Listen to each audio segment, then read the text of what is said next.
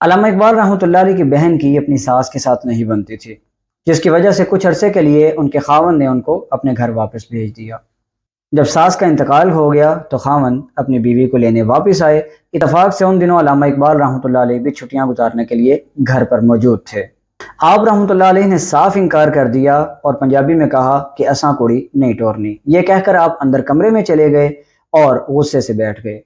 علامہ اقبال رحمۃ اللہ علیہ کے والد شیخ نور محمد کو معلوم تھا کہ علامہ اقبال کو کیسے منانا ہے۔ آپ اندر گئے، پیار سے سمجھایا اور فرمایا کہ پتر، قرآن تے کہندا ہے وصلح خیر، کہ صلح بڑی بہترین چیز ہے۔ علامہ اقبال کی زبان کو جیسے تالا لگ گیا۔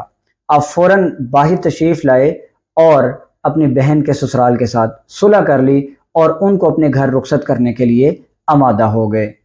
یہ واقعہ علامہ اقبال رحمۃ اللہ علیہ کا قرآن سے عشق کا ایک منہ بولتا ثبوت ہے، جبکہ ہم ابھی تک اس بات پر اڑے ہوئے ہیں کہ علامہ اقبال رحمۃ اللہ علیہ نے داڑھی کیوں نہیں رکھی تھی۔